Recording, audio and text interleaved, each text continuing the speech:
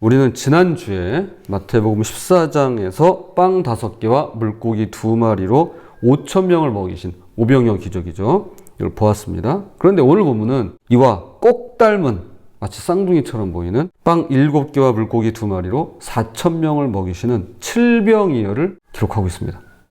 같은 이야기를 2번 기록한 건가? 싶을 정도로 닮았습니다. 그런데 자세히 보면 숫자도 다르고 상황도 다르고 심지어 사람들의 반응도 다릅니다. 물론 지역도 다릅니다. 특히 31절에서 이상한 표현이 나와요. 물론 그냥 넘어갈 수 있습니다. 그런데 자세히 보면 이거 이상해요. 보세요. 31절 이스라엘의 하나님께 영광을 돌리니라. 이게 뭐가 이상해요? 이상한 거예요. 왜 굳이 이스라엘의 하나님이라고 했을까요? 그냥 하나님이라고 하면 되잖아요. 마태복음은 유대인을 위한 복음서예요. 그럼 뭐 굳이 이스라엘의 하나님이라고 붙여요. 하나님이라고 하면 다 알아듣는데. 자, 또한 제자들이 하는 말도 의외입니다. 33절 보세요. 제자들이 이르되 광야에 있어 우리가 어디서 이런 무리가 배부를 만큼 떡을 얻으리이까? 제자들이 얼마 전에 똑같은 상황에서 오병이어의 기적을 목격했습니다. 그런데 왜 또 걱정을 하고 앉아있는 걸까요? 이 모든 의문들 뒤에는 진리가 숨어 있다고 보이는데요. 오늘 본문을 통해서 2가지로 함께 살펴보도록 하겠습니다. 첫 번째, 경계를 넘어 찾아오시는 예수님입니다. 29절 예수께서 거기서 떠나사 갈릴리 호숫가에 이르러 산에 올라가 거기 앉으시니, 거기서라는 말은 두로와 시돈을 가리킵니다. 어제 예수님께서 두로와 시돈으로 가셨다고 말씀 나눴더랬죠. 잠시 지도를 머릿속으로 한번 그려보겠습니다. 자, 갈릴리 호수를 중심으로 서쪽은 유대인들이 사는 땅입니다. 그렇다는 얘기는 이쪽 동쪽은 이방인들이 사는 땅입니다. 자, 갈릴리 호수를 중심으로 요 밑에는 사해가 있어요. 사해, 염해라고 부르죠. 사해, 북쪽입니다. 자, 갈릴리 호수가 있어요. 자, 유대인들이 사는 서쪽 땅입니다. 그리고 서쪽 끝으로 지중해가 있어요. 여기 지중해가. 그리고 두로와 시돈은 갈릴리 북쪽에 있습니다. 두로가 여기 있고요. 시돈이 그 위에 있어요. 지중해에 붙어 있습니다. 두로가 항구로 유명해요. 자, 이렇게 있습니다. 자, 그러면 두로와 시돈에서 갈릴리까지 오려면 어떻게 와야 되죠? 이렇게 오면 돼요. 이렇게 오면 되잖아요.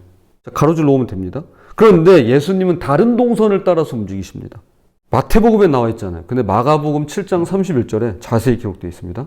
예수께서 다시 두로 지방에서 나와 시돈을 지나고 데가볼리 지방을 통과하여 갈릴리 호수에 이르시매. 자, 그럼 데가볼리가 어디냐? 자, 다시요. 갈릴리 호수, 여기 서쪽 땅, 유대인이 사는 땅, 여기 지중해, 여기 북쪽으로 올라가면 두로, 시돈. 데가볼리가 어디냐? 동남쪽에 있습니다. 이해되시죠? 자, 그러면 예수님이 지금 두로와 시돈을 거쳐서 갈릴리 호수로 오면 되는데 데가볼리 지역을 거쳤어요. 그렇다는 얘기는 이렇게 삥 돌아서 내려갔다가 이렇게 올라오신 거예요. 이 데가볼리는 10개의 도시란 뜻으로 전에 한번 말씀드린 적이 있습니다. 갈릴리 호수 남동쪽 헬라 문화의 영향을 받은 이방인들이 살던 곳이었습니다. 그러니까 예수님은 이방인들이 사는 두로에서 시돈으로 올라갔다가 삥 돌아서 갈릴리 호수 남동쪽에 있는 이방인의 땅 데가볼리로 거쳐서 갈릴리 호수로 이렇게 도착해서 산에 오르신 곳이었습니다. 상당히 먼 길을 돌아 오신 것이죠. 그럼 왜 예수님은 이렇게까지 멀리 돌아 오신 걸까요? 그건 예수님께서 방문하신 땅이 지금 다 어디예요? 이방인의 땅이에요. 두로와 시돈, 데가볼리 다 이방인 땅이에요. 그곳에 사는 이방인들을 만나시기 위함이었습니다. 즉 하나님의 사랑이 유대인에게만 국한되지 않음을 보여주시려는 분명한 목적과 의도가 있는 것입니다. 이어서 놀라운 장면이 펼쳐집니다. 30절, 31절 큰 무리가 다리 저는 사람과 장애인과 맹인과 말 못하는 사람과 기타 여럿을 데리고 와서 예수의 발 앞에 앉힘에 고쳐주시니 말 못하는 사람이 말하고 장애인이 온전하게 되고 다리 저는 사람이 걸으며 맹인이 보는 것을 무리가 보고 놀랍게 여겨 이스라엘의 하나님께 영광을 돌리니라. 30절에 나열된 모든 종류의 병자들이 31절에서 모두 다 치유되었는데요. 한 사람도 빠짐없이 한 종류의 병도 예외 없이 모두 고침을 받습니다. 14장에서 유대인들을 대하시는 것과 정확히 같은 마음으로 치유해 주셨습니다. 그럼 여기서 이스라엘의 하나님께 영광을 돌리니라가 이제 이해가 될 수 있어요. 바로 이들이 이방인이었기 때문이에요. 그래서 굳이 이스라엘이라는 단어를 붙인 거예요. 이들에게 이스라엘의 하나님은 외국의 신, 자신들과는 상관없는 남의 나라의 신이었습니다. 그런데 그분의 아들이 직접 찾아와 병을 고쳐주신 것이었습니다. 이제 그들은 이스라엘의 하나님이 곧 우리의 하나님이시구나. 그네 나라의 하나님이 곧 나의 하나님이시구나 라고 고백할 수 있게 된 것입니다. 근데 우리나라도 그렇지 않아요? 우리도 그러잖아요. 서양신 그러잖아요. 이게 바로 시작이었던 겁니다. 이것은 이사야 35장 5절 6절의 성취이기도 합니다. 그때 맹인의 눈이 밝을 것이며 못 듣는 사람의 귀가 열릴 것이며 그때 저는 자는 사슴같이 뛸 것이며 말 못하는 자 혀는 노래하리니. 똑같이 나와 있어요. 메시아가 오셔서 일어나게 될 표적들이 이방인 땅에서 나타나고 있는 것입니다. 즉 하나님의 구원이 이스라엘의 경계를 넘어서 온 세상으로 확장되고 있다는 놀라운 선언입니다. 두 번째, 경계를 넘어 베푸시는 긍휼입니다. 이제 예수님은 제자들을 불러 말씀하십니다. 32절. 예수께서 제자들을 불러 이르시되 내가 무리를 불쌍히 여기노라. 그들이 나와 함께 있은지 이미 사흘임에 먹을 것이 없도다. 길에서 기진할까 하여 굶겨보내지 못하겠노라. 흥미롭게도 마태복음 14장 오병이어 때와 거의 똑같은데요. 한마디로 너희가 주라는 거예요. 유대인이든 이방인이든 예수님의 마음은 한결 같았습니다. 내가 무리를 불쌍히 여기노라 는 표현이 똑같이 사용되고 있습니다. 또한 무려 3일이나 함께 있었다는 것도 놀랍습니다. 오병이어 때는 이런 표현이 나오잖아요. 근데 여기에서는 3일이나 함께 있었대요. 이것은 이방인들이 예수님의 치유 사역이 완전히 매료되어 있음을 보여줍니다. 아픈 가족을 데리고 온 사람들은 차례를 기다리면서 하루하루 머물렀고 또 치유받은 사람들은 감격해서 떠나지 못했던 거죠. 예수님도 3일간 쉬지 않으시고 계속해서 이 병자들을 돌봐주신 것입니다. 32절 마지막 부분에서 예수님의 마음이 더욱 선명하게 드러납니다. 길에서 기진할까 하여 굶겨보내지 못하겠노라. 이들이 집으로 돌아가는 길에 쓰러질까 걱정하십니다. 그러니까 유대인들 이 오병이어 때보다 더 예수님의 마음이 절절하게 느껴져요. 이 마음을 주님이 지금 표현하고 계시는 거예요. 이방인이지만 예수님께는, 하나님께는 누구보다도 소중한 그분의 자녀이기 때문이라는 것입니다. 여러분, 이 복음서가 누구를 위한 복음서예요? 유대인을 위한 복음서예요. 그런데 이 내용을 왜 썼어요? 야, 봐라. 야, 니네만 하나님의 자녀? 아니다. 찬송가 526장, 주 예수 안에 동서남북 누구나 세계 모든 민족이 겉모양, 인종 다 달라도 하나님의 자녀다. 이거 말씀해 주고 있는 거예요. 그런데 앞서 언급했던 의외의 반응이 나타납니다. 33절, 제자들이 이르되 광야에 있어 우리가 어디서 이런 무리가 배부를 만큼 떡을 얻으리까? 제자들의 반응이 정말로 의외일 수밖에 없는 게, 사실 얼마 전에 오병이어 기적을 현장에서 두 눈으로 직접 목격한 이들이 바로 이 제자들이었습니다. 그런데 왜 이번에도 똑같은 걱정을 하고 있는 걸까요? 오병이어의 기적을 보고도 겪고도 믿지 못했던 걸까요?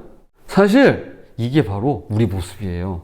어제 하나님의 은혜를 경험했지만 오늘 새로운 문제 앞에서 우리는 또다시 걱정하고 불안해합니다. 더구나 이번에는 보세요. 이방인들이에요. 유대인이 아니에요. 아마도 제자들 마음속에 야, 얘네는 유대인도 아니잖아. 얘네 이방인이잖아. 얘네 지옥이 불쏘시개잖아. 근데 과연 똑같은 기적이 일어날 수 있을까? 그런 생각을, 의문을 가졌을지도 모르는 거예요. 야, 쟤네가 무슨 믿음이 있겠어. 야, 교회도 한 번 안 나온 사람들이잖아. 야, 하나님을 알겠어? 야, 뭐 기도하겠어? 야, 믿음도 없는데? 이런 거예요. 그때 예수님께서 다시 한번 기적을 베푸십니다. 오병이어의 기적이 일어났던 방식과 똑같은 방식으로 말이죠. 이번에는 빵 7개와 작은 생선 2머리로 4,000명을 먹이시고 남은 조각이 무려 7광주리에 가득 찼다고 말씀합니다. 자, 그럼 여기서 또 질문이 생겨요. 아니, 왜 오병이어에서는 12광주리가 남고 오늘 7병이어에서는 왜 7광주리가 남았을까? 하필! 아니, 뭐 13광주, 뭐 14광주리가 남을 수도 있고 그렇잖아요. 뭐 5광주리가 남을 수도 있잖아요. 왜 하필 12광주리와 7광주리냐? 12는 이스라엘 12지파를 상징하는 숫자라고 예상이 돼요. 그렇죠? 7은 보통 완전함을 상징합니다. 그런데 구약에 보면요, 7은요 가나안 땅의 7족속을 가리키는 숫자이기도 합니다. 즉 하나님의 공급하심이 12광주리, 그러니까 이스라엘뿐 아니라 온 세상 모든 민족, 가나안 족속으로 대표되는 온 세상 모든 민족 7광주리에게도 충분하다는 의미라고 해석할 수 있겠죠. 유대인과 이방인 두 무리는 서로 달랐지만 다르죠. 어떻게 같아요? 다르죠. 달랐지만 하나님의 마음은 하나였던 것입니다. 그분 마음은 하나예요. 38절입니다. 먹은 자는 여자와 어린이 외에 4,000명이었더라. 오병이어 때와 비슷하게 여자와 어린이까지 합치면 최소 10,000명의 사람들이 배불리 먹었습니다. 이방 땅에서도 10,000명이 넘는 사람들이 하나님의 은혜를 경험한 것이죠. 우리는 무리를 짓고 경계를 나눕니다. 그러나 주님에게는 경계가 없습니다. 우리 모두를 한결같이 그리고 하나같이 사랑하십니다. 우리도 그런 예수님을 닮아가면 좋겠습니다. 자, 말씀의 결론을 맺겠습니다. 이제 서론에서 던진 질문들의 답이 명확해지는데요. 왜 같은 기적을 두 번 행하셨나요? 유대인에게도 이방인에게도 똑같이 하나님의 사랑이 비추고 있음을 보여주시기 위함이었습니다. 그럼 왜 이스라엘의 하나님이라는 표현을 썼나요? 이방인들도 이제 이스라엘의 하나님을 자신의 하나님으로 고백할 수 있게 되었기 때문입니다. 그럼 오늘날은 어떨까요? 우리 주변에는 어떤 두 무리가 있을까요? 혹시 우리도 제자들처럼 과연 이 사람들한테 하나님의 사랑이 미치기는 할까? 라고 의심하는 대상이 있지는 않을까요?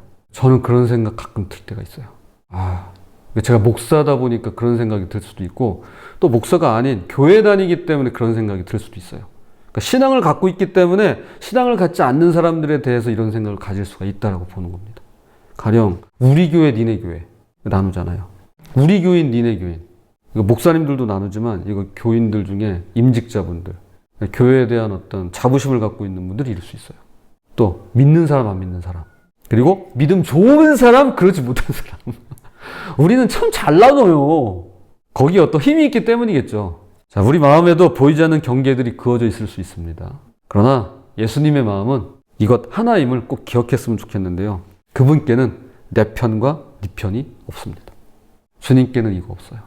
내 편, 네 편 나누는 건 우리예요. 주님은 그렇지 않아요. 오직 사랑받아야 할 그분의 자녀만 있을 뿐입니다. 주님에게는 사랑받아야 할 자녀만 있을 뿐이에요. 네 편, 내 편 없어요. 부디 예수님의 시선으로 두 무리를 향한 한 마음을 가지고 사랑의 통로, 복의 통로로 살아가는 저와 여러분이 되시기를 주님의 이름으로 부탁을 드립니다.